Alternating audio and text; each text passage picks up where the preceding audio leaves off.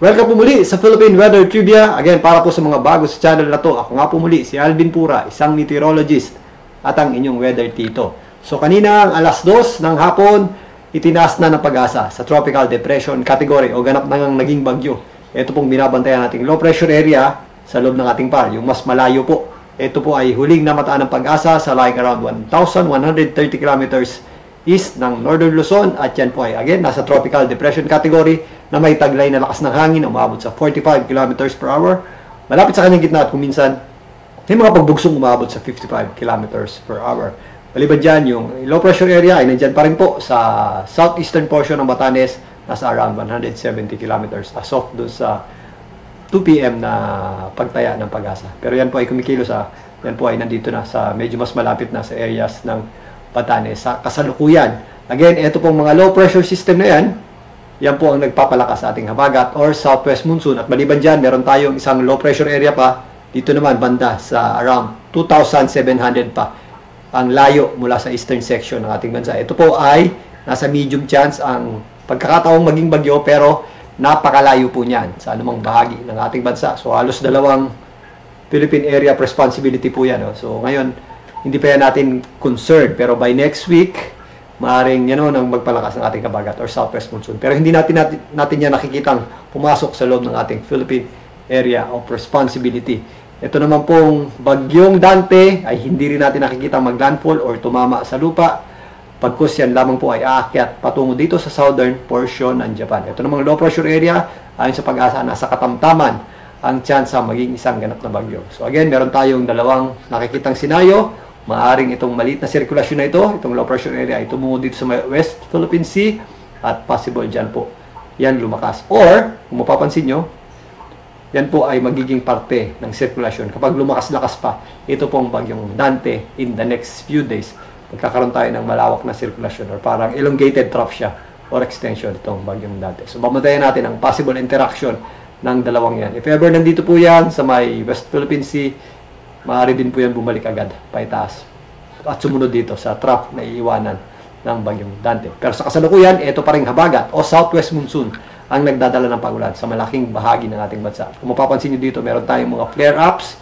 ng mga thunderstorms. Ganyan po ang epekto ng habagat. Kaya minsan, nakakaranas tayo ng pagtigil ng pagulan, pero depende po sa mga kaulapang na tatanggap natin mula sa ating habagat, yung ating mga nararanasan pagulan. At depende rin doon sa ating axis kung saan na-concentrate yung ating malalakas na mga buhos ng ulan na dulot ng ating habagat. Dito sa Visayas, kung mapapansin nyo, maula pa rin yung ating panahon dyan at possible pa rin yung mga scattered o kalat-kalat na pagulan. Pero hindi kagaya ng mga pagulan natin dito sa may areas ng Metro Manila at mga karatig lugar nito. Ang areas ng Calabarzon, Mimaropa, lalo-lalo na sa Occidental Mindoro at ito pong Central Luzon, particularly ang western section nito, ang Zambales at Bataan. Maula po ang panahon natin dito rin sa Northern Luzon. At kung mapapansin nyo, parte na po yan ng trough nung itong binabantayan nating low pressure area dito sa itaas na bahagi ng ating bansa. Ngayon, silipin natin itong official forecast track ng Pag-asa para dito sa bagyong Dante. So narito ang official forecast track ng Pag-asa para dito sa bagyong Dante. Sa ngayon nga ay hindi natin ito nakikita maging or mag-landfall or tumama sa ating landmass or kalupaan. Napakalayo po niyan sa ating bansa. Ito po ay tutungo lamang, patuloy na kikilos pa north-northwest hanggang tumungo dito sa may southern portion ng Japan hanggang sa darating na Biyernes. Pero again, ito po ay hihila ng habagat or southwest monsoon, lalong-lalo na sa darating na Wednesday hanggang Thursday. So bukas po yan hanggang sa darating na Thursday. Yan po ay posibleng lumakas into a tropical storm. Kasabay po niyan, wala po yung magiging direct na epekto sa atin, pero magpapalakas po yan ang ating habagat or southwest monsoon. Hindi po si Dante ang ating concern sa ngayon, kundi ang enhancement nito sa ating habagat o southwest monsoon, dahil posible pa rin po yung magdala ng malawakang pag-ulan. Narito naman ang pagtaya ng Pag-asa para sa mga posibleng pag-ulan dulot ng habagat na pinapalakas ng mga low pressure area at bagyong Dante na nasa loob ng ating Philippine Area of Responsibility. Meron tayong, ito po kulay pula, ay higit 200 mm na pag-ulan or iyan po ay intense at kung minsan torrential rains. Diyan po sa areas ng Zambales, Bataan, kasama po dyan ang Metro Manila, ilang bahagi ng Cavite, Batangas at Occidental Mindoro. Ito po ay mula ngayon, hapon hanggang bukas ng hapon. Meron naman tayong posibleng 100 to 200 millimeters na pagulan or heavy at kung minsan intense rains dito po sa areas ng Pangasinan, mga kabundukan dyan sa Benguet, kasama po dyan ng Baguio City, Tarlac, Pampanga, Bulacan, kasama na rin po dyan ang areas ng Rizal at natitirang bahagi ng Laguna. Again, ito pong mga areas na may color orange at color red ay posible na po or imminent na po dyan ang malawakang pagbaha at mga flash floods at landslides naman sa mga areas na mabubundok. Kaya doble ingat po tayo dahil itong mga nakarang araw pa tayo nakakaranas ng pagulan dulot ng habagat. Samantalang meron tayong mga katamtaman at kung minsan mga malalakas na pagulan dito po sa Western Visayas. Nabawasan na po yung ating mga pagulan dyan pero possible pa rin po yung ating mga 50 to hanggang 100 millimeters na pagulan. Sa mga areas po ng Antique, kasama po dyan itong Negros Islands. Ganun din po ang ating asahan sa natitirang bahagi ng Mimaropa, Bicol Region, natitirang bahagi ng Central Luzon at ito pong natitirang bahagi ng Ilocos Region. Kasama po dyan ng La Union, Ilocos Norte, Ilocos Sur, maging dyan po sa area ng Abra. Again, yung mga areas po na walang kulay, na walang heavy rainfall or walang weather advisory ng Pag-asa, maula po ang panahon natin dyan sa natitirang bahagi ng Northern Luzon, natitirang bahagi ng Bicol Region at Western Visayas. Nag-extend din po yan sa itaas na bahagi ng Mindanao at possible din po yung mga scattered o kalat-kalat na pagulan. Again, ito po ay para ngayong hapon hanggang bukas ng hapon. Samantalang, mula naman bukas hanggang sa darating na Thursday, possible pa rin po yung ating hanggang 200 millimeters or higit 200 millimeters na pagulan. Dito po sa areas ng Pangasinan, Zambales at Bataan.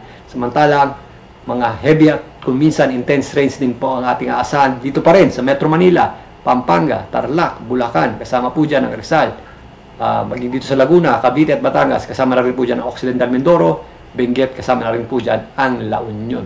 Meron pa rin tayong mga possible na katamtaman hanggang sa minsan malalakas na pagulan dito po sa Ilocos Norte, Ilocos Sur, Abra, Mountain Province, Ifugao, dyan po sa ilang bahagi ng Quirino, kasama po dyan itong areas ng Nueva Vizcaya at Nueva Ecija, maging dito sa Rizal, at ilang bahagi ng Quezon, kasama po dyan ang isla ng Pulilio, at ito pong itaas na bahagi ng Bicol Region. Kasama na po dyan ang Catanduanes, ang malaking bahagi or natitirang bahagi ng Mimaropa. Possible pa rin po yung ating 50 to hanggang 100 millimeters na pagulan. Again, maliban dyan, mga scattered o kalat-kalat na pagulan na ating asahan sa natitirang bahagi ng Luzon at Visayas. Again, ito po ay para bukas hanggang sa darating na Thursday. So again, although hindi natin nakikita ang maglandfall, ito pong bagyong Dante, patuloy po yang magdadala ng malawakang pagulan, particularly dito sa itaas na bahagi ng ating bansa, sa western section ito, sa areas ng Luzon at dito sa ilang bahagi ng Western Visayas.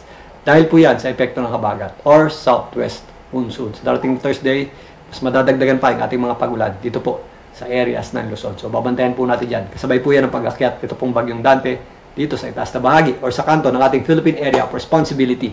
Again, ugaling po mag-check ng heavy rainfall warning advisory ng Pag-asa. Yung pong mga yellow rainfall warning advisory, red at saka orange rainfall warning advisory. Yan po yung ating actual data na nakukuha sa dami ng pag-ulan in the past few hours at in the next 2 hours yung matatanggap nating pag-ulan. So, i-check nyo po yan. Depende sa inyong Regional Services Division.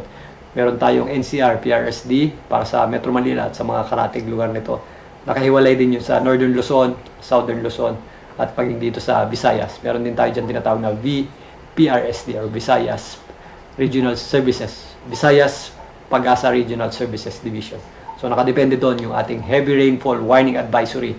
Maliban dyan, ugaling po mag-check ng or makibalita sa inyong local LGU at DRRMO if ever merong evacuation plan sa inyong lugar. Again, hindi pa po tapos ang epekto ng habagat at magpapatuloy pa yan sa mga susunod na araw. Kaya mag-ingat pa rin po tayo. Muli, ako po ang inyong weather dito para sa Philippine Weather Trivia.